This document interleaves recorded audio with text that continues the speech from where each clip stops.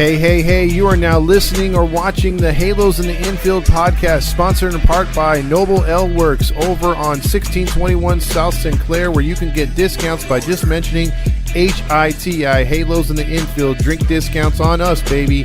And also by 714 Tickets, 714 Tickets. The price you see is the price you get, and you also get 10% additionally off in the Apply Now code once you order your tickets just by mentioning HITI, Halos in the Infield. Now enjoy the show. Live every night on the Halos in the Infield Baseball Network. Welcome to the Halos in the Infield post-game podcast with Todd Fox, sponsored by Noble Ale Works Brewery, as well as 714 Tickets. This is your nightly destination for all things Los Angeles Angels. Come join Todd as he recaps every thrilling and disappointing moment from tonight's game, win or lose. Get ready for insightful analysis, fan reactions, and Todd's engaging commentary. Plus, fans can call in live to the Halo Hotline to have their voices and opinions heard as well. It's the Halo Hotline. Stay tuned in for your chance to win free Halos merchandise with our weekly trivia. It's all about the game. It's time to dive into the heart of Angels baseball with Todd Fox on the Halos in the Infield postgame podcast. There's a drive from Mike Trout. See you later. That is long gone. It's the Todd Fox postgame podcast with your host, Todd Fox.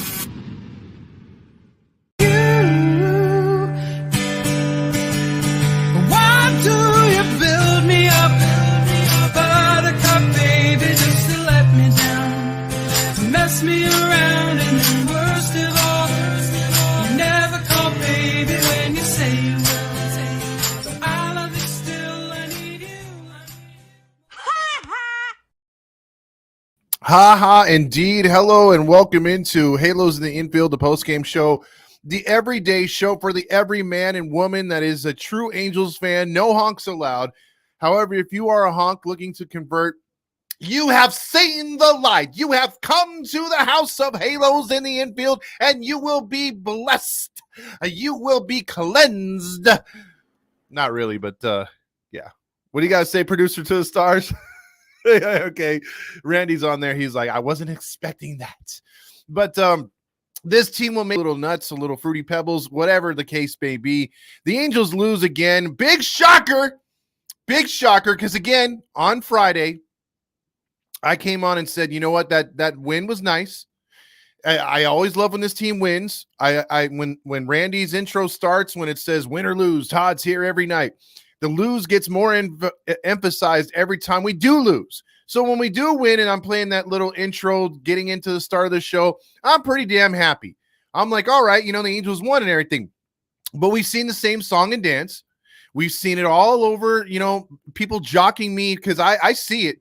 When I'm the first one to react to these games, right? The next day, all these podcasts or other pages are jockeying my phrases or jockeying what I say. All of a sudden, everyone's like, hey, they won the first game. And, oh, no, they're going to, I got to see more. It's like, bitch, I said that last night. But whatever. It is what it is. That's what happens when you're the first one to react to these games. I know I'm a little late. And the reason why I'm late is because of car trouble. I was actually supposed to be here right after the freaking game. And I had an errand to run. So I tell Randy, hey, give me a few minutes. I should be back at, not too long after the game's over, maybe 15 minutes at max.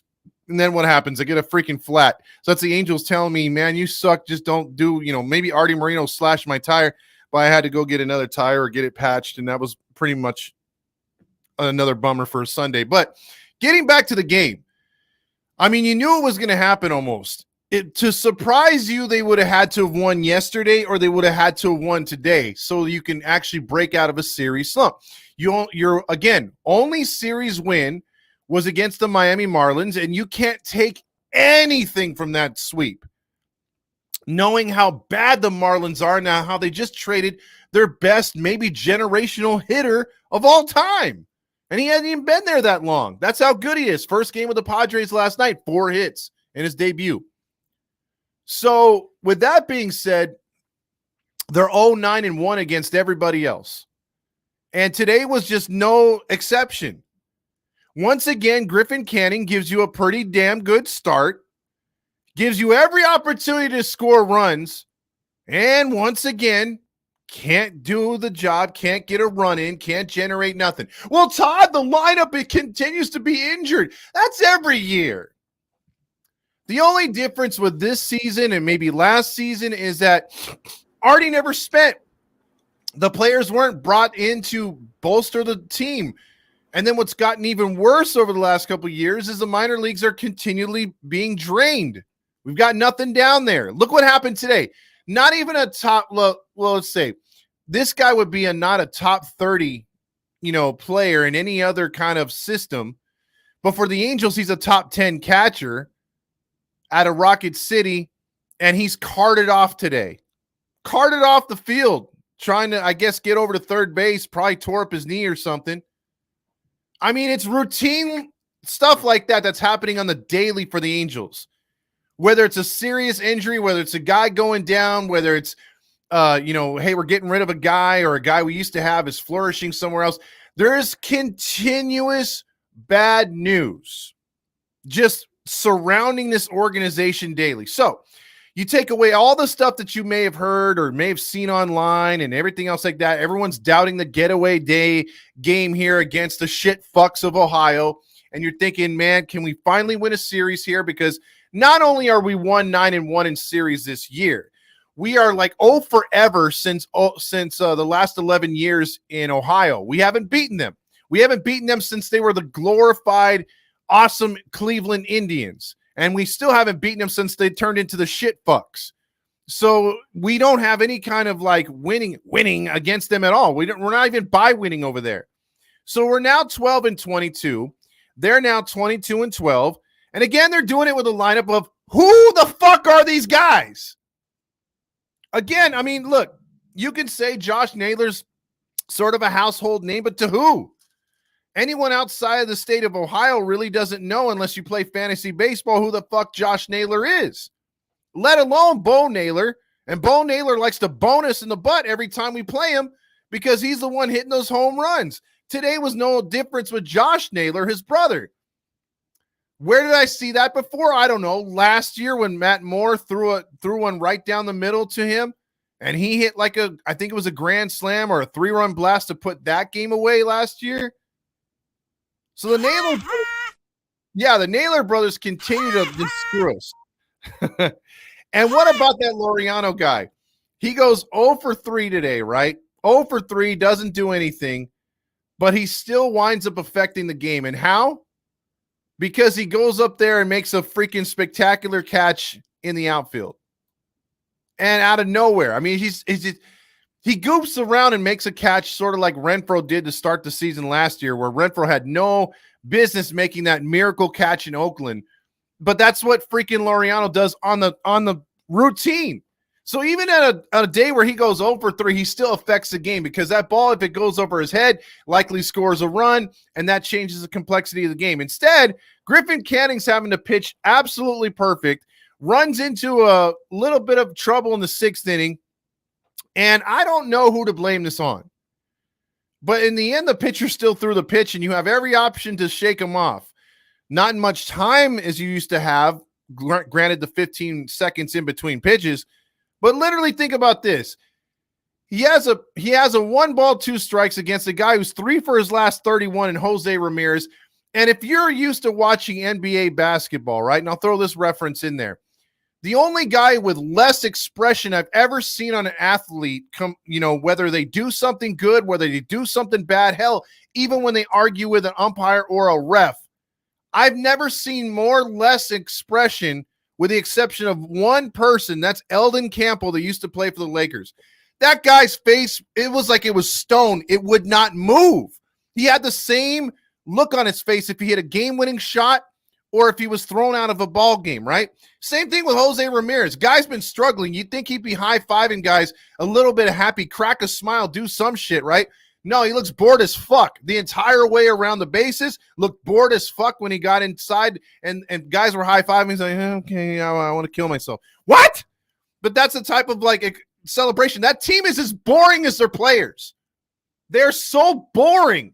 Yet they're 22-12, and I would kill for that roster over the shit roster that we're given and the shit owner that we have. I don't even know the shit fuck's owner, But I want that owner. As woke as he may be, at least they're winning. This team sucks. It's very tiresome to be watching this team. That's why I thought, maybe August, September, we launched the revolution. No, the revolution that will be televised is going to launch this month. You watch. We're going to go full force with it because I'm already at a breaking point. I'm tired of watching this team. Like I said on Friday or on Saturday, I don't like losing to this team. As bad as losing to the Dodgers, I don't like losing to either one of these teams. And the way they lose, again, Griffin Canning's pitching his ass off. Again, he did not start the season good, but his last 3 or 4 starts, he's shown very good signs of improvement. Walks were down. He had 5 strikeouts, only 1 walk, 4 hits, and 6 innings pitched, but he made that stupid call, which, again, I don't know if it's, dude, throw the ball high. He's not going to hit it. You could tell Ramirez was swinging high. He had fouled several pitches off that were high. Throw him something in the dirt. At worst, he'll walk. Trust your shit. No, he throws one up high, and that shit's belted over the right field center wall. Then you got the same thing going on later with Matt Moore. You get a guy down 1-2, you throw him a cookie. A guy who's traditionally killed our pitching. Instead, a regular schmo Joe like Carlos Carrasco goes 6 innings, 3 strikeouts. He only throws 71 pitches in 6 innings, and the Cleveland lifted him. Don't press your luck. Barlow gives him a solid inning. Heron gives him a solid inning. And then Clase gives him a solid inning. Angels 0 for 6 with runners in scoring position. Left 5 more men on base. I mean, it's absolutely pathetic. They cannot score. Exactly. So they're outscored in this one, 11-7 for the series. Losers again. And yes, indeed, we are in dead last, people. Dead last, I believe. Unless, let's see, hold on. Let me get the updated standings. Oh, no, I take that back. We are tied with Houston, 7 games out already. So there's a pretty good chance, ladies and gentlemen, that the revolution will need to be televised early because think about this. It's one thing to be 5 games out at the end of April. That's usually a real bad sign that you're not going to have the season that you thought you were. If you are 10 games out by the end of May, which is very possible considering we're only 5 games in to May, 5 days in. If they are double digits by the end of May, do you even care to look at the wild card standings with an extra team being added? Why? What the fuck for? You're hopelessly out of it. They could add 2 more fucking spots and I wouldn't even worry about it. Exactly. What's the point at that time? Now, again, I could see if you fall behind 5 or 6 by the All-Star break, but you're still sitting there a good 2 games out, or you maybe even in that last wild card spot, and maybe you're going into August, maybe you're 4 or 5 games out then of the wild card, then I'd start saying, okay, it's time to think about next season, unless you get one of these Roger Lodge kind of comebacks, positivity, blah, blah, blah. If you start feeding into him and Trent Rush all the entire rest of September, then maybe you can hold your hat on that and say, well, there's still a chance. But once you start falling over 5 games in the wild card, there is no point to watching anymore. As far as you could watch, you can go to games if you want. I'm not telling you to stay away, no matter how you feel about Artie. I'm not telling you to stop watching the television. I meant to say, why watch with the enthusiasm of this thing's going to be turned around and that we still have a chance? At that point, I'm watching games to just see if guys can finish the season strong, if a new star emerges, things of that nature, stuff to build on for next year. Oh, I mean, the stuff we've been doing for the previous 9 years leading up to this year. Sort of just relying on maybe next year will be different. That's what I'm going to be doing, no doubt, because, again, even if Trout's in there, even if Ohtani's in there. And I'm not counting number 6 because he's never in there. But let's just say Ohtani didn't go nowhere and then Trout's not injured for the 50th time. And he's able to stay healthy and he was actually putting up the same numbers that he's doing. Ohtani's doing what he's doing with the Dodgers, but here with the Angels. You still don't have a supporting cast. Ohtani still can't pitch. You're still relying on the core guys to pitch, the bullpen guys to pitch, and the guys to hit with, I don't know, those guys and runners in scoring position. A 4-letter word that this team can't get the concept of hitting with runners in scoring position. They can't capitalize on anything that comes up. We can, and even what sucks is the last 10 games, it's been, the season started good as far as you had in the first, 12 to 15 games, guys getting on base and you're creating traffic. Yes, you weren't always driving those runs in, but you kind of felt, hey, we're getting the guys on at least. At some point, we're going to break through, get into a productive pattern and start scoring these runners we're getting on base. We're stealing bases. We're bunting here and there. It's working a little bit, right? You could see that hopefully, we're trending in the right direction. All of a sudden that stopped. All of a sudden we're getting back to what we were doing last year, which is striking out a little bit more, popping up a hell of a lot. We're losing any kind of consistent hitters due to nagging injuries, little injuries, no consistency in the lineup again. That's not really Ron's fault, but the injuries. So you can't really put nothing together. Think about it. We've already lost 6 guys from the starting lineup. 6 out of the 9 that were supposed to be there. And out of the 9 that made it out without injury, Shawnuel, Neto, and O'Hoppe, they've been inconsistent. I mean, O'Hoppe's been the best out of 3, but Neto's been very inconsistent. Shawnuel was batting about a 100 till he barely got on a little bit of a run. So you haven't had anything consistent. So now you're having 6 fill-ins. Guys picked up off the scrap heap, Kevin Pillar and other guys coming in there, and Hutchinson's wife. And you're thinking, oh man, or a husband, wife. You're trying to think that dude can produce, and he's done all right. And, but is he a starter? No. He's having his little run right now. So, I mean, you can't hang your hat on this. You can't feel that this team's going to turn it around. And already being 7 games out, you look at Houston and you keep sitting there like, man, you got all these good players, man. Yeah. Farmer, you got Verlander coming back. You got the closer who blew it today. You have Bregman, you got Altuve, you got yada, yada, yada. Just go up and down that lineup. At some point, Dubon, whatever, they're gonna break out. They're gonna come to life at some point. So they're not going to be sitting there right with us holding our hand in last place. Like, it's okay, Angels. It's okay. We'll suffer with you through this. Hell, even Oakland's going to be like, get the fuck away from me. You smell. You stay in last place. We're moving to Vegas. We're getting the high-class strippers, not those Buena Park gigolos.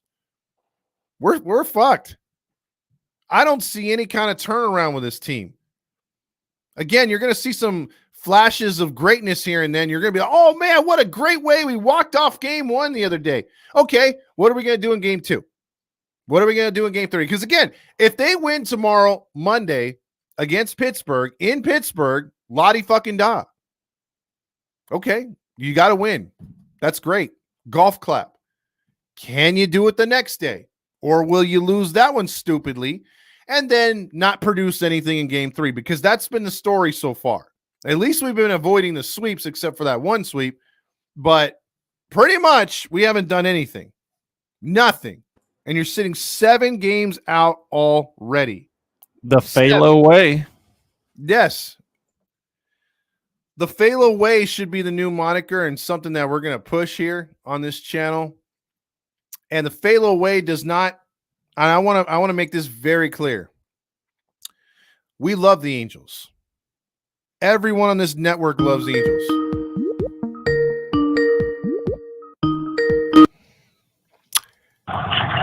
Halo Honkline.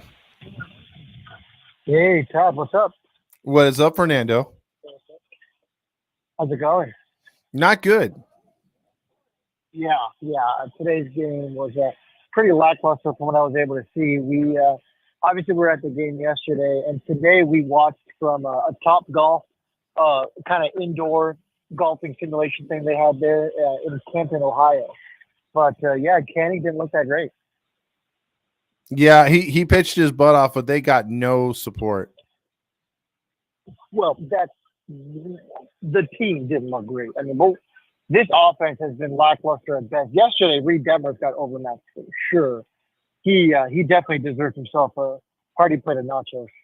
Oh yeah. And the thing was too, yesterday it was the same thing. You had nothing from the the hitting, and it on one end you're like, okay, this team should do better, but then it's like you're asking a lot from, again, a starting lineup that is missing 6 starters.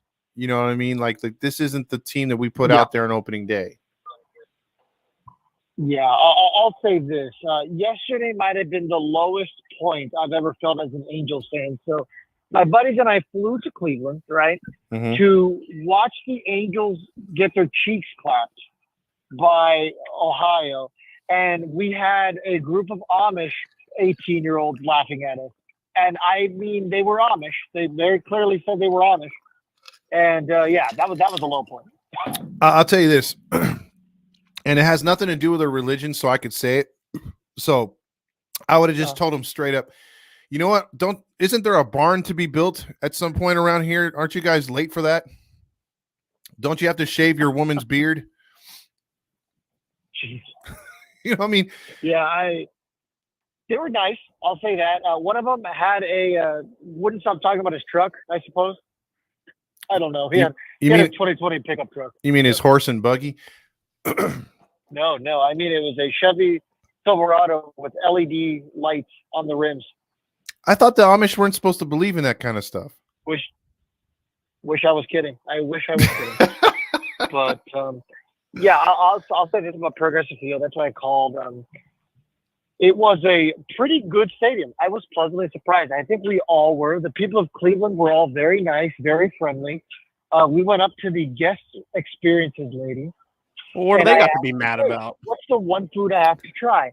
And like, there was a group of 3 of them, and they said you have to try the Slider Dog. And I was like, okay, that's the name of their mascot. I was like, let's see what this is.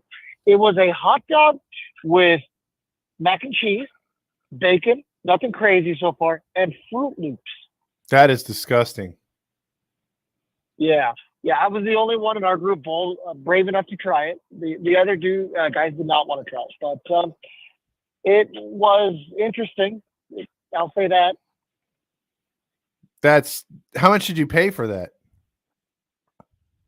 I don't remember, man. I just kind of put my card down, and it was a stadium hot dog. What, $8, $9? Wow, Fruit Loops indeed.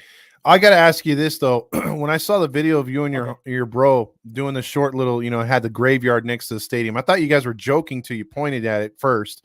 And then second, I'm like, no. That is the most Cleveland weather ever. It's like overcast and look cold. You guys looked a little cold. So I was like, that's so Cleveland.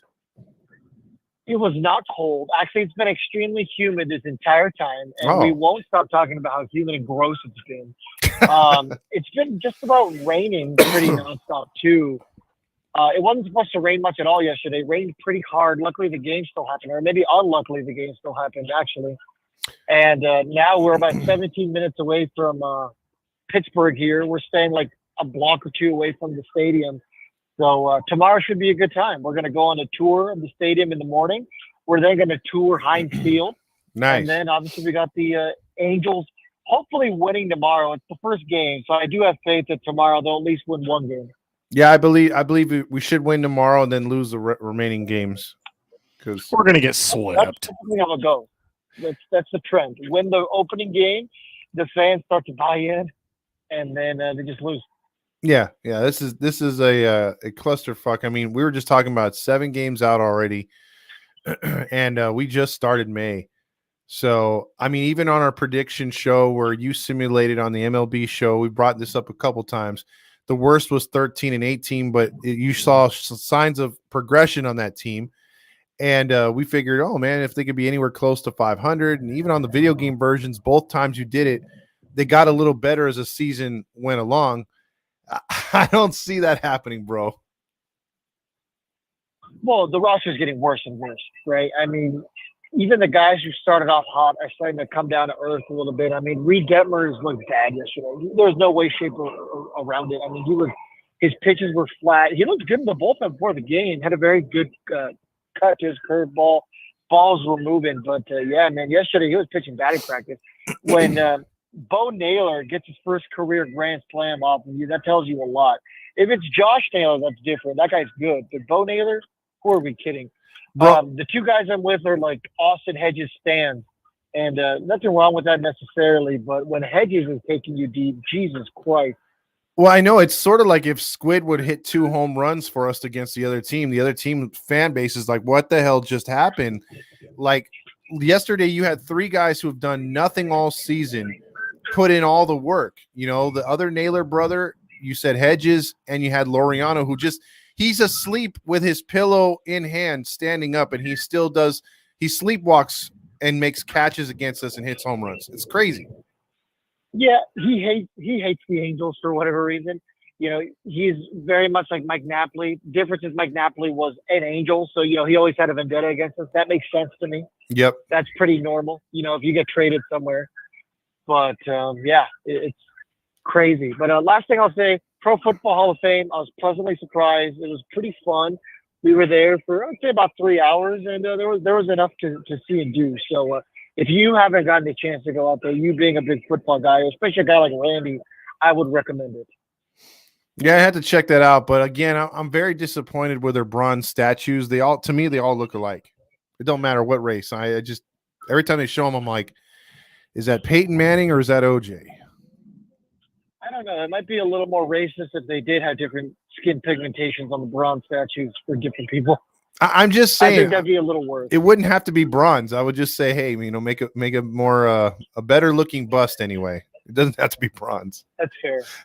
I will say it was very weird to be able to touch the bust. I only touched one of them because I was like, I don't even know who it was. I just kind of like touched it because I was like, I wonder if these are like a plastic or something, and maybe they have the real bust hidden somewhere else. It's just so weird if you can walk up and touch them.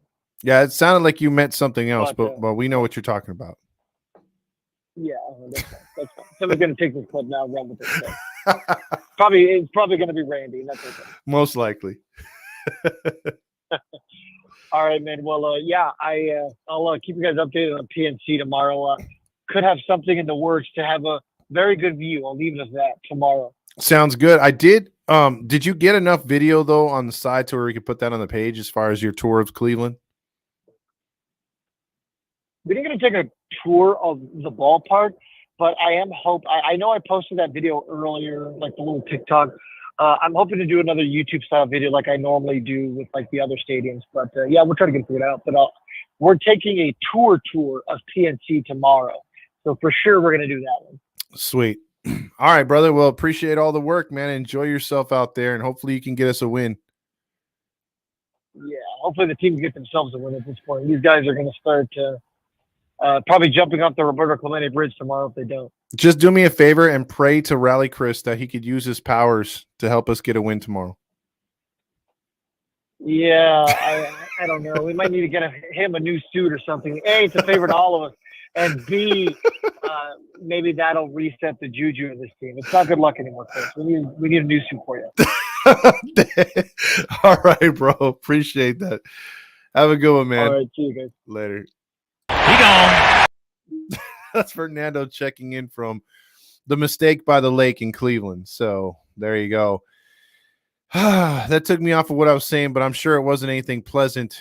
So let's just get into what happened here as far as the awards, and then we'll get into the comments and then maybe take your phone calls. So here we go. Let's play the Nacho Night Award. Or no, Golden Stamos.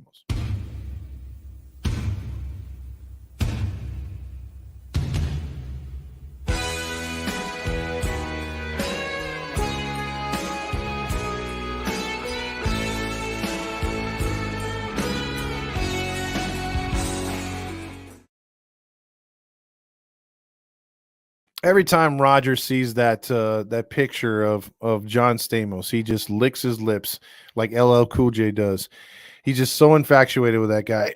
Anyway, the award for the best player on the field has to go to Jose Ramirez. Yes, the expressionless one. The guy who looks like he doesn't give a fuck when he's, a guy that looks like he's serving you food in a fast food restaurant and just can't wait for you to leave the drive-thru. That's the dude that hit a big 2-run homer that put the Angels in a bad way because, my God, can we not score more than 1 run on multiple nights in a row? We can only score 1. That is all the baseball gods give us. So there's your give it to your boy Laureano. What's that? No. Although he always gets an honorable mention, right, Randy? Shit. Fuck that guy.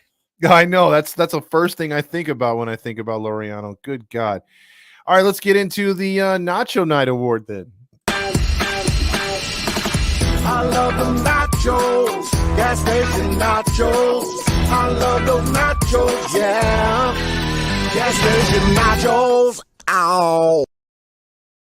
I kind of alluded to this earlier. I don't want to give it to one person indirectly because I don't know whose fault it is, and we'll probably never know about it. And I didn't hear nothing on the post game about them bringing it up, but Canning's pitch and Theis's call. I mean, why would you pitch? I mean, I realize he threw a variety of pitches to Jose Ramirez at the time, but you're throwing a pitch out and over the plate up, chest high, where he's trying to drive the ball, struggling hitters looking to hit it deep with that exit velocity. But again, you got to throw him something down and in, something down and away, something. And I wanted to give it to them, but I'm going to give it to the Angels hitters because even though you make one mistake, we shouldn't kill you as a fan base. And I'm not even really mad at freaking Moore for giving up a 2-run homer to make it 4-1. Again, if you give me 9 innings where you can say 5 of those 9 innings, you give up 4 runs, 1 run each inning or whatever, however, or just one frame where you gave up 4 runs. Again, that should not end the game. Anytime you load the bases, you get the tying runner up there. You have opportunities, plenty of opportunities to chip away, score a run here, score a run there. Do whatever it takes. You don't always have to be swinging for the fences. And I think that's where the Angels constantly kill themselves.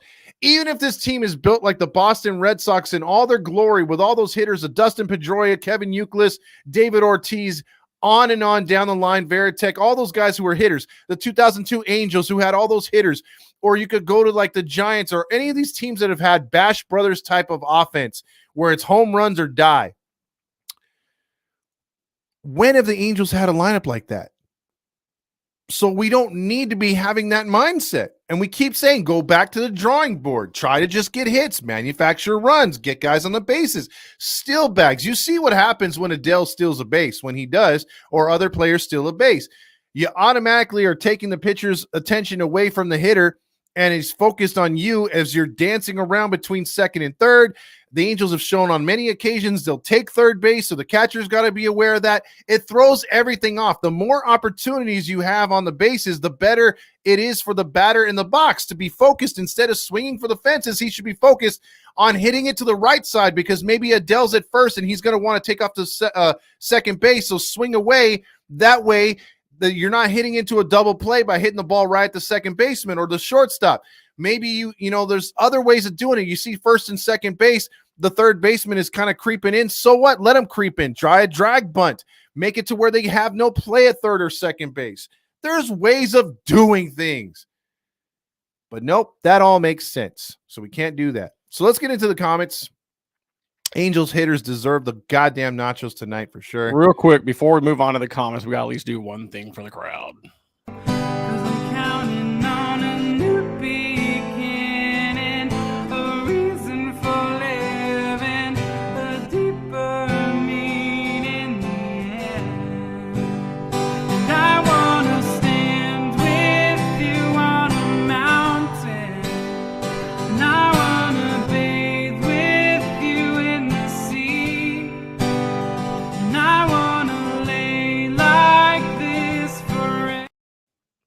I forgot all about that. Thank you for bringing that up because this was a Savage Garden loss. I mean, think about it.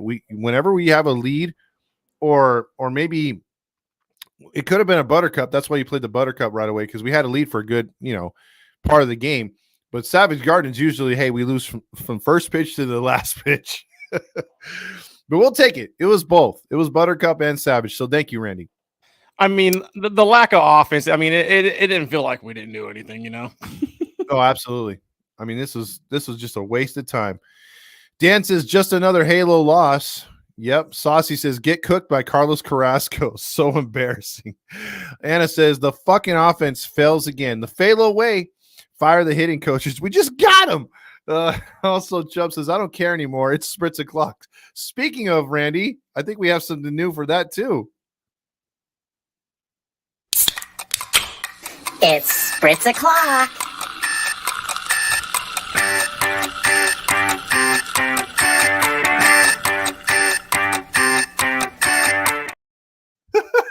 You know what that reminds me of too? You know what?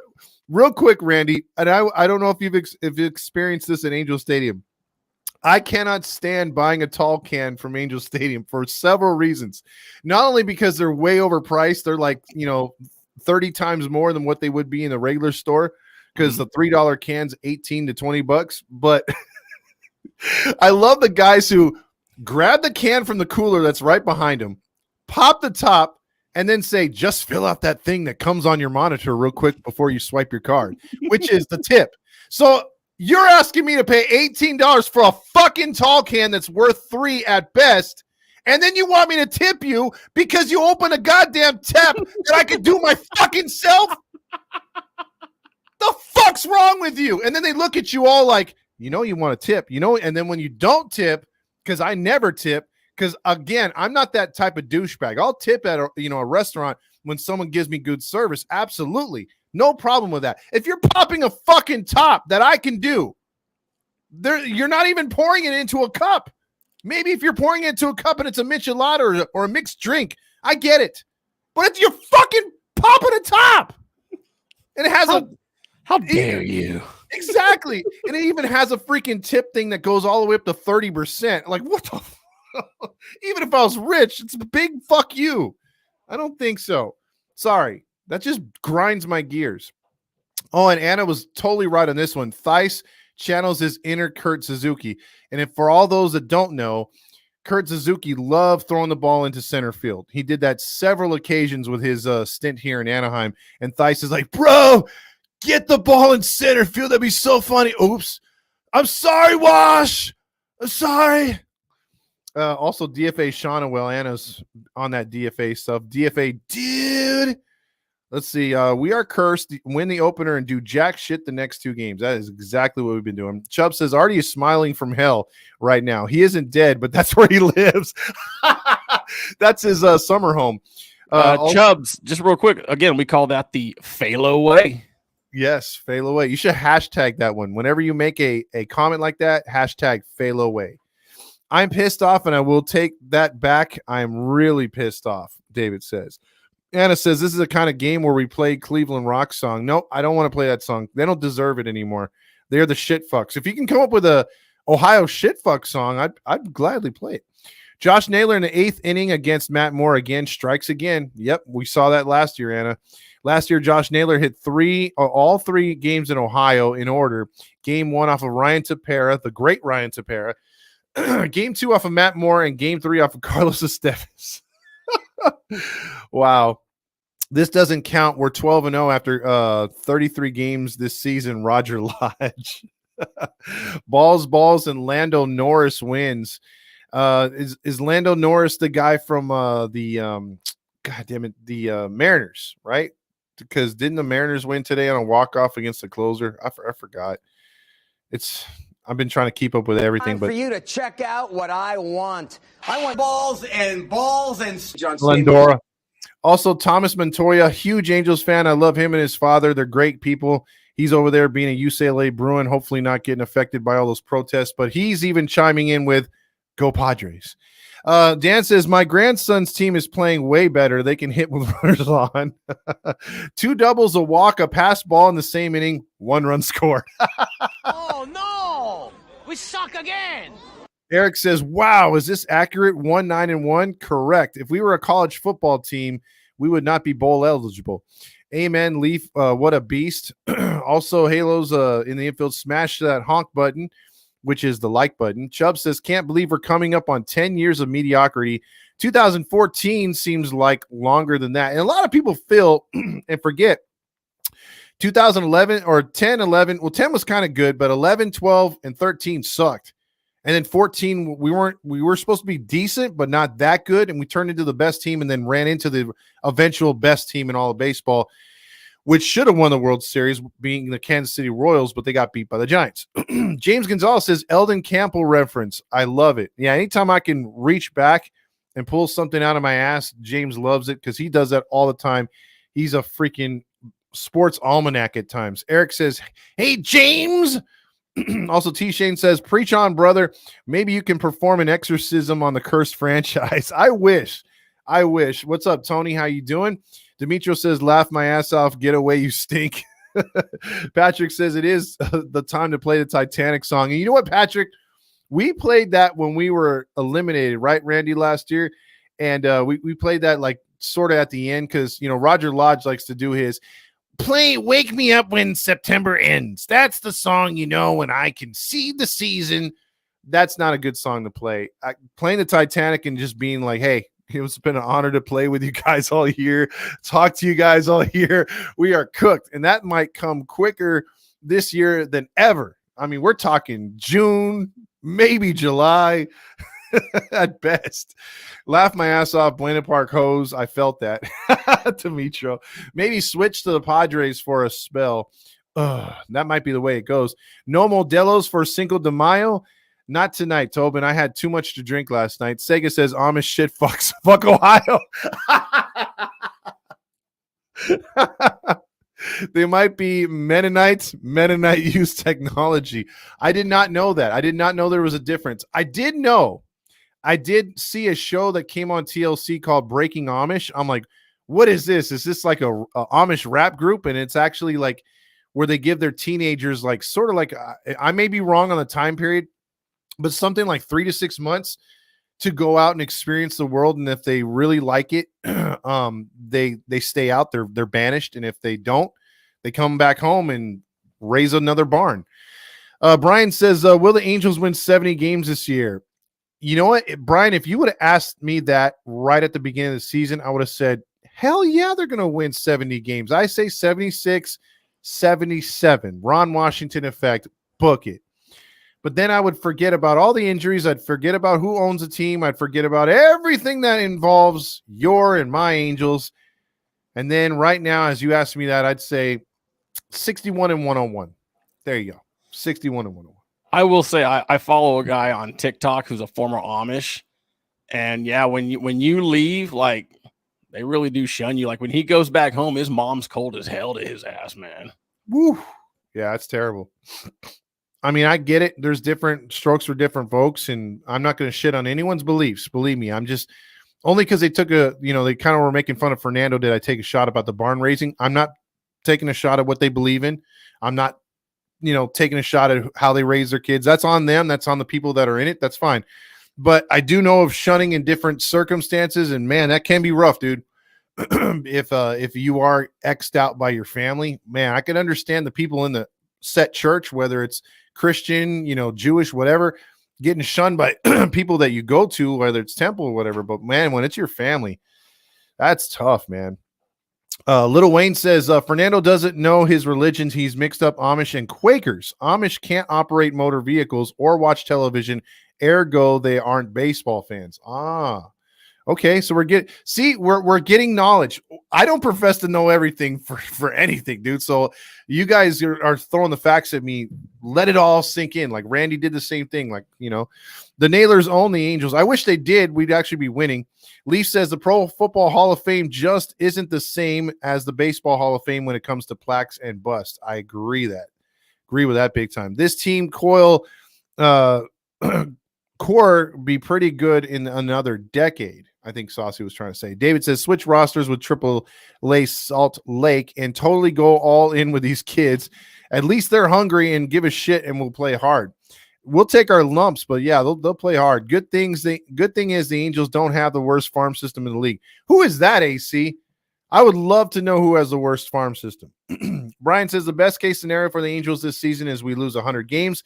Artie is so embarrassed that he sells the team and gives up on baseball. I wish, but a lot of people say he loves coming to the ballpark. He loves that feel. He loves being indoctored into the baseball type of mentality and being an owner. It's like, yeah, okay, whatever. No, Todd, it's like I told you in our private chat, dude. I don't think Artie's fucking going anywhere until Mike Trout retires. I think until Mike, as long as Trout's on this team and is bringing in the money and bringing in all that, everything that he brings in, Artie's not going anywhere. But I think once Mike hangs it up, I think Artie's going to look at this team like, what the fuck else is here for me? You know what, Randy? Let's just say this. If you knew and had a crystal ball, and because basically with Ohtani being gone, you know why he hung on to him to grab that money. He slashed the payroll to justify Ohtani being gone and anticipate the lack of sales this year. If you were able to travel back in time, Randy, and tell Art or tell Trout not to sign that contract, would you? Oh, yeah. I'd say go back home, dude. Sell your fucking house here, keep it here, whatever. You want to come here on vacation, but go back home, be close to the family, and go play for a fucking winner in Philly with the Phillies. Don't waste your fucking career here with Artie Moreno, who doesn't give a shit about you as long as you're making him money. And let me ask you this second part to that question. If that were to have happened and Randy affected him and he's playing on the East Coast somewhere and Ohtani's contract runs out last year, do you think Artie sells? Yes. Okay. Yeah. If he's not re-signing, if he knows he's not going to re-sign Ohtani and the big fish is fucking gone, yeah, there's no reason for him to stick around. I mean, it's boring without those guys. There's nothing for him. It's just the fucking it's worse than the fucking team that he fucking took over in 2002 or 2003, excuse me. See, that's facts right there, Randy, and that hurts even more because it's true. I'm 100% with you, man. He could have already sold the team by now. This thing would be gone. We would be talking about, hey, I can't wait to talk to the new owner. Hey, I wonder who he's going to put in place. Rigo says, oh boy, it's not looking too good, boys. It's not. Let's see. Narrow says the Angels need to go to Oakland and start learning something. I agree. We need to steal their scouts. Leaf says you might want to save Frolic's song for the Dodgers getting eliminated. Urinating Tree plays that song for Clayton Kershaw postseason jokes. I literally can't wait for him to come back. I cannot wait for him to come back and start dominating again with his dumbass look and his mouth open as he pitches like P. Diddy. And I can't wait for him to lose in the postseason. I just can't wait for this team to fall apart. They don't impress me one bit. I mean, the fact that they're not scoring 11 runs every game is not impressing me. And they do the same thing with all these other guys that they get every year, like your Paxton this year, right? Guy couldn't pitch for anybody else since he left Seattle. The moment he becomes in that organization, he turns into a fucking ace again. He looks undefeated again. I think he's winning today. So it's like, it doesn't impress me. We've seen this over and over. Just wake me up when they get to the postseason and choke once again, and we all get to laugh at our fellow Dodger fans. Chubb says they've asked me for a tip, and then they grabbed me a bag of peanuts. Jeez. Artie still has unfinished business. After Leaf says Lando is a Formula One driver. I have no idea. I'm not up to my Mariners, so you could have told me that Ronald McDonald was your starting catcher, and I would have been like, "Oh, dude, really? That's pretty cool." Let's see. Saucy says we need more Jesus cosplay, team meetings, and Vanessa Hutchinson to show up. The intangibles. We did have Jesus in Baltimore. Funny thing, AM 830 Dan says during the AM 830 promo by Matt Theis, Bob Marley was playing in the background. Maybe they know something. That's awesome. Breaking Bad, but Amish. I wonder what they'd be cooking. Let's see. 20 says this team is looking like it's going to get its first ever 100-loss season. So, yeah. So, if you don't know, no Angels team at all in its history, going all the way back to PCL days, has ever lost 100 games. The Angels are the only MLB team to not have lost 100 games in its career or season or franchise. So that is in jeopardy this year. Chubb says a lot of kids are shunned for being Angel fans. It's tough out there. There is the Amish mafia. Oh my gosh. I gotta check that one out. Amish Mafia. I have heard about it. I've just never seen it. I want a good laugh. Angels don't deserve Cancun, more like Galveston, Texas. I'd say El Paso. El Paso's a shithole. Wow, just wow, Eric says. This team doesn't even deserve Skid Row. What about the awesome streets of San Francisco? No, they don't deserve shit. Rigo says, if I confess, I still watch Ohtani on the Dodgers. Will I get blackballed in here? No, there's a lot of people that watch Ohtani on the Dodgers. Again, if you feel he's innocent, if you feel he's never done anything wrong, he's still the happy-go-lucky, same kind of hitter he was here. He's an Angel first. I mean, I don't blame anybody that goes over there and roots for him. I might shun you, though, if you root for the Dodgers. It's one thing to root for him to be successful. It's the other thing to root for the actual whole team. That's where I draw the line. We are caught up, good sir. Okay, cool. All right, so not even that many people requested for anything today, because mostly the people that do request for stuff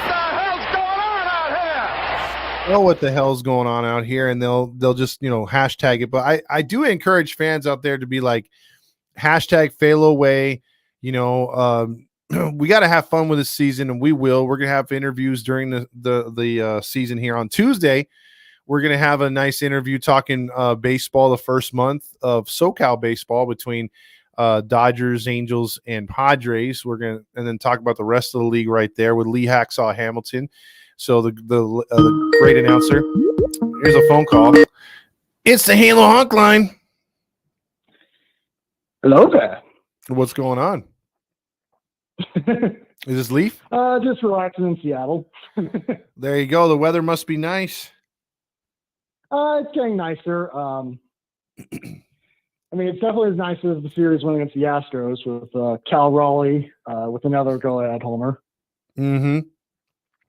Yeah, they do look a lot better on offense, but the pitching has been what's keeping you guys afloat. Oh, that rotation is the envy of the league. Yeah, look, this is a team that, again, I was thinking would be third place because I thought Dipoto missed. They really didn't add too much with payroll.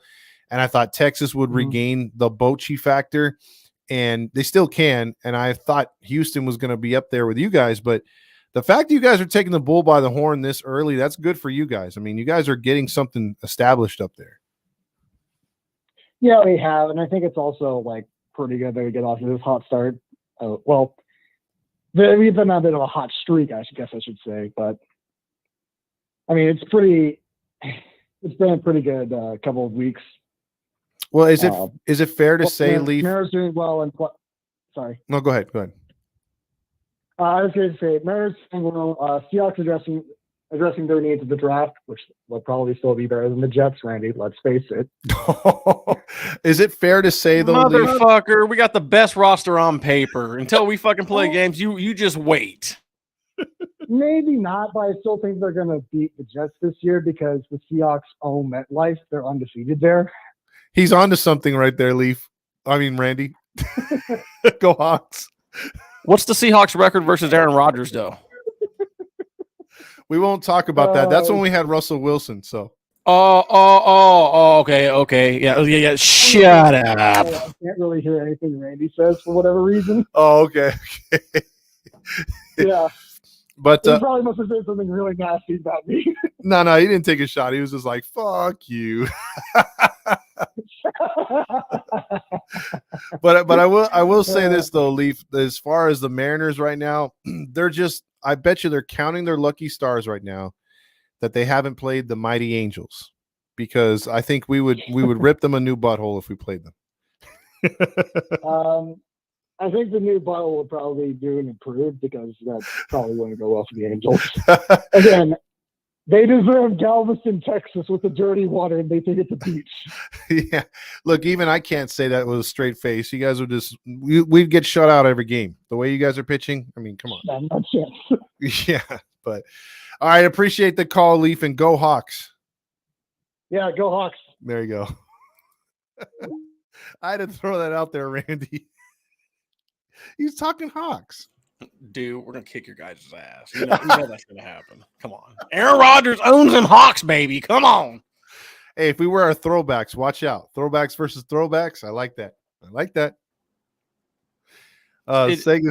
You guys don't want your ass whipped while we're wearing those things. Come on. We'll see, man. Both jerseys are sexy, by the way. I love the 80s look for both teams. So. Oh, absolutely. No, I just wish the whole fucking league would go back to that look. Yeah, I do too. I do too. There's a lot of teams that don't need all that fancy schmancy stuff. Sega says there's nothing like talking trucks with Gooby. Hey, that's my line. Sega says it's spritz the clock. Spritz the clock. Time for a botanical spritz. It's only 70 calories. 70. Hayes says, what if it takes the Angels losing 100 games for them to get back into the playoffs World Series? That could happen. Chevrolet Simpson, get your new Chevy with Mark Gubazov, Chevy Silverado, enormous trucks. He's all, hey, we're talking trucks. Hayes says, like the Orioles. You know, it might be, I have no comment on the record. He's talking about the Mariners. Let's see. Shane Tobin says, at least you got a W on the Canelo fight last night. Yeah, I got to admit, real quick on the Canelo fight, that was, if you guys checked it out or not, that was a really good fight. A lot better than I thought. And after he had knocked him down, I believe in the 4th round, I thought, okay, this is not going to last past the 8th round. I was betting a couple of my friends. Yeah, that's 8 rounds or less. I lost that bet, of course.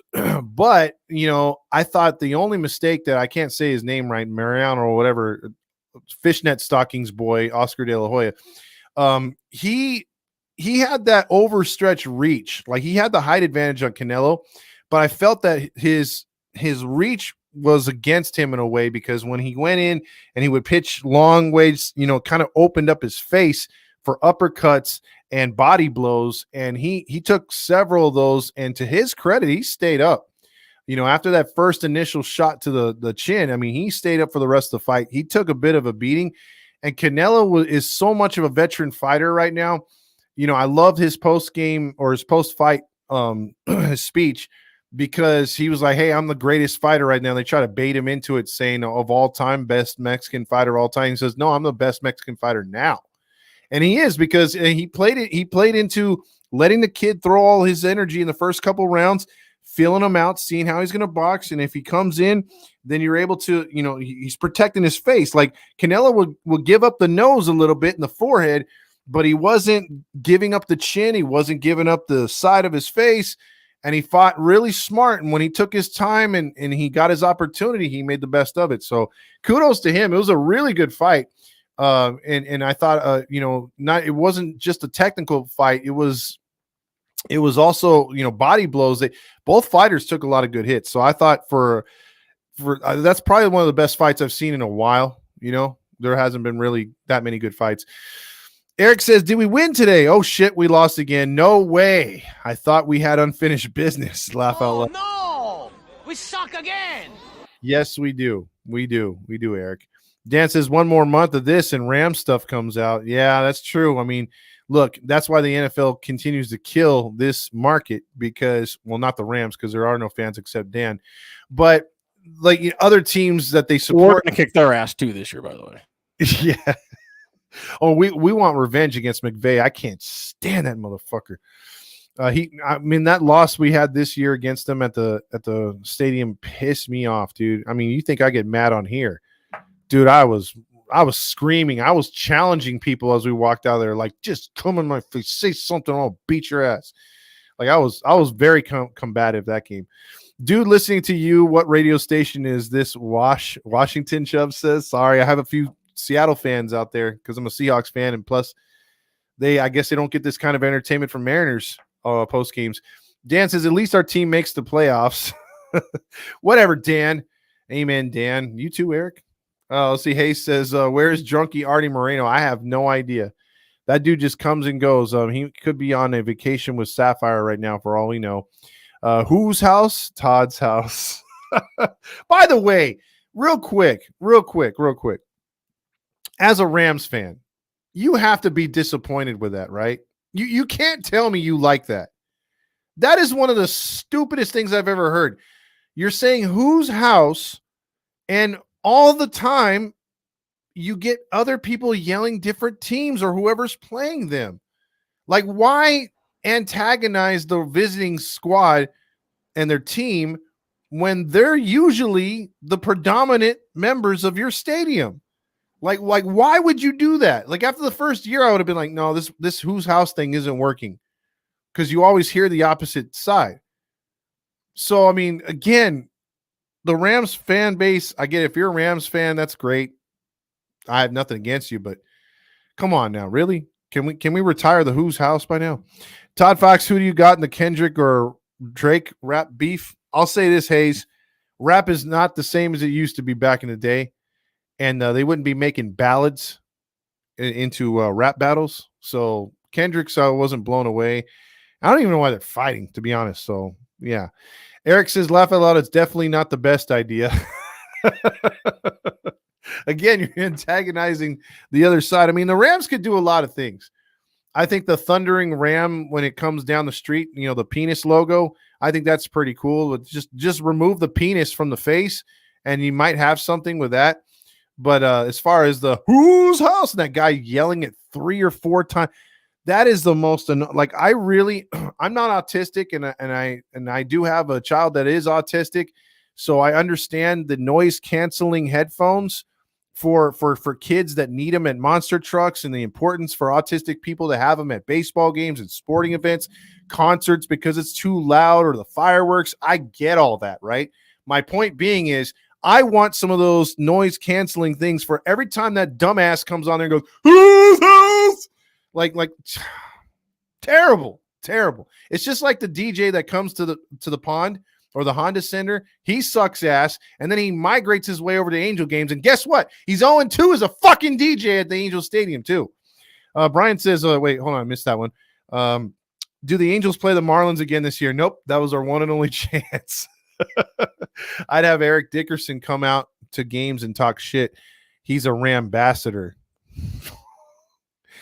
I mean, you guys got Marshall Faulk, you got him. If you can get Kurt Warner to join up, yeah, I would go Rams greats. I know you got Isaac Bruce. You should. There's a few other guys I know you guys have that are pretty good with that. That's a great idea. Do that kind of stuff. Come up with another nickname or another chant or a phrase. Dan says, that's not it. We lost our team for years and we got them back. It's our house again. Well, then just say it's our house again. Welcome back, Mr. Cotter. Do something like that. Why the fuck are you saying whose house? Because you were saying whose house when you played in USC, and that's obviously the Trojans' house. And now that you got your own house, I know who pays rent, which is Kroenke, but you are subletting it to the Chargers and the cheap-ass guys from down south. Well, that's why they ask whose house it is. They don't know. We're still trying to figure that out. Like, is it your house? Is it our house? Chargers' house? Are we in LA? Are we in San Diego? What's going on here? I wish we had a DJ Randy that said, who's got a fucked up owner? And then the entire audience goes, we do. Well, in that case, in the case of the Rams, the crowd would most likely be like, they do. Yeah. I'll tell you this though, Randy. One thing about Rams, and I will say this, is that Kroenke screwed over St. Louis, and he sold his soul to LA. That's fine. The one thing you cannot, I mean, because a lot of people talk trash on him for those things, but the one thing you cannot talk trash about Kroenke is building a winner. Won a Stanley Cup with the Avalanche. I think he won another professional sport championship. Might have been MLS or something. And then he's won in the NFL, a Super Bowl. So I can't hate him for that. He lets his operations people do their fucking jobs. He doesn't meddle. Absolutely. And you know what he did too to get himself here? He's like, okay, you know, I know LA and California is notoriously cheap. They want the taxpayers to pay for everything.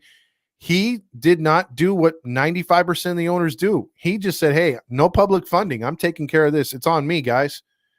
And he's done nothing but do good for the city of Los Angeles. So I like to hate on the Rams because I'm a Seahawks fan, number one. And then I also like to hate on them because I don't like their fans outside of Dan and maybe Eric and a few others. But I will say this, I cannot hate on the man that brought the team here, and I can't hate on the way that he's built the stadium and built the culture here. You know? Dan says, I don't give two shits about the other fans. Whose house? It's ours, bitches. See? Still. The GameCube says, won an NBA championship with the Nuggets last year. Oh, he owns the Nuggets too? God damn. This motherfucker needs to buy the Angels like last week, dude. Please. That's the only thing he doesn't have is a baseball team. Please buy us. Come on. Well, didn't his name come up when fucking Artie originally said he was going to sell? As a rumor, it was nothing like he had presented an offer. That's the only ones I heard about. Yeah, I know, right? Because the only ones I heard about was the LA Times guy, the group from up north with the Warriors. There was a group from Japan, and there was a Theo Epstein had a group with the Oakland A's former general manager, a bunch of baseball talking heads and nerds that knew the game of baseball, which I thought even if they bought them, didn't have much money, they would get them as winners because of their scouting ability. And those are the only ones I heard about. I didn't hear anything about Kroenke. Okay, I think it was the Warriors one I was thinking about then. But man, Kroenke, dude. If anybody knows the guy, put a little bug in his ear. Exactly, dude. Kroenke would be hella good because you know what would happen too, Randy, and you know how I feel about Angel Stadium. I don't think, and you see, Dan, look at that comment right there, Randy. You see that? I just gave his team props. Yes, I did rip him and take a shot, but Dan says, "Love the jealousy. That's why we don't see you in the playoffs." Fuck the Rams. Got a Ram fan, man. Yeah, exactly. Kroenke married into the Walmart family too. He shits out $1,000 bills. No shit. I didn't fucking know that. No shit. Oh, this dude's fucking loaded. He is loaded. Loaded. Now here's my question too. Didn't the Walmart family buy the Broncos? Fuck, I think you're right. Wouldn't that be collusion then, or wouldn't that be, if they were to do a trade, wouldn't that be tampering? I mean, they're kind of under the same umbrella, aren't they? Shit, I don't know how that works. Oof, we have to watch that if the Rams ever do something shady with the Broncos. They all of a sudden become tight. Yeah, right. They're all like, "Nah, you take our first round pick. Nah, you keep this one."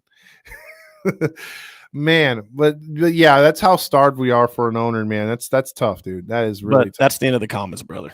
All right, yeah, we'll end it here. Then we had a pretty good show. We're just over an hour. Me and you got a grinding true crime episode if you're still up for it to do right now. Oh, I am. Hell yeah. So for Todd Fox and producer to the stars, Randy Oz with One Jets Pod. Yes, check out One Jets Pod. Check out Catella Chronicles. Check out The Chair with James. And then check out anything Halos in the Infield baseball. Look for also Fernando to be making that video about Cleveland, the Ohio shitfucks. And then his trip to Pittsburgh. He's going to be checking out the Pirates Stadium. And it's not Three Rivers Stadium. What's it called over there in Pittsburgh? PNC Park, I think. No, the other one, the football one.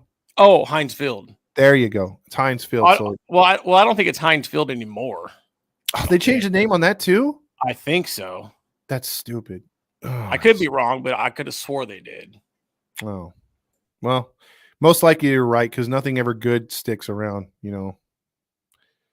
That's why everyone hates up in Seattle that they call it T-Mobile Field. It used to be Safeco. You get used to certain names and then they just snatch it.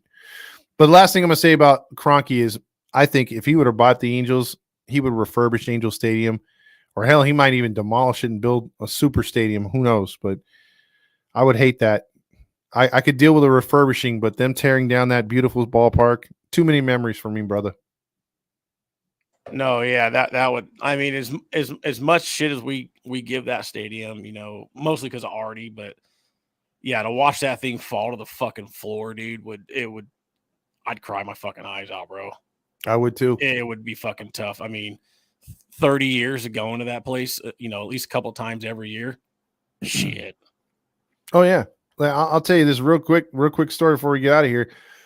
7 years old, going to my first game and walking through that tunnel. I mean, it took forever. I mean, imagine, if you've ever been to Angel Stadium, for those who haven't, those concourses, I mean, the first time I went up there, my dad's walking me up those walkways the entire way to the upper deck. We were sitting in the 500s, and my dad's taking me up, and it seems like it's taking forever. And I just remember how big, and looking over the side at the cars getting, smaller and smaller as we're climbing up there, and then walking through that tunnel to the aisleway that we're going to be sitting in, smelling the hot dogs for the first time, the popcorn and everything else that they used to have at the games, and walking out and seeing the big A in the distance over the side.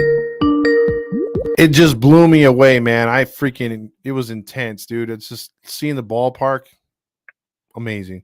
It's the Halo Honk line. Real quick phone call. What's up, Todd? What's up, Eric? How you doing, my man? Oh, I'm doing all right. Wow. So, you guys won a series? You left? Is that what I'm saying? You won one series the entire season? Yeah, all we did was beat Miami. That was it. Wow. Unbelievable. Yeah, Eric, it's one thing if we're like 60 and 72 later in the season, like we're 12 games under. I could live with that, but being 12 games under and you're not even 50 games into the season or 10 games under, oh. Yeah. It's bad. Yeah. Yeah, we're used to that.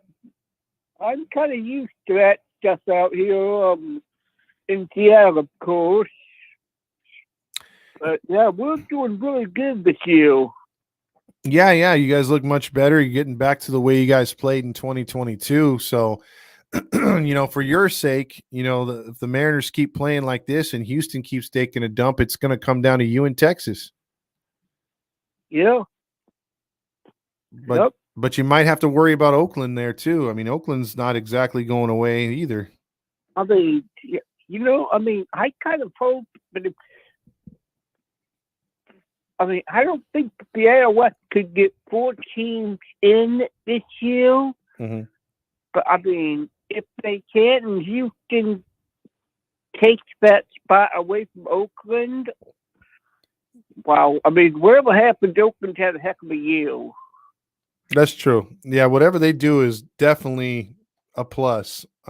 For us to be in the conversation, we would need the Angels from the outfield, the actual movie, to come on the field and help our players, because we don't have the ability, my man. Yeah. So. Yeah. And then, yeah. You guys need Danny Glover to be the manager, of course. Yep, it's been rather terrible, my man. So. Yeah. Well, you enjoy the rest of your Sunday up there in Seattle, my man. All right, pal. All right, Eric. You take care. Have a good day, bud. You too. Later. All right, that's Eric right there. Randy, we are out of here. You want to play us out with that little song right there one more time?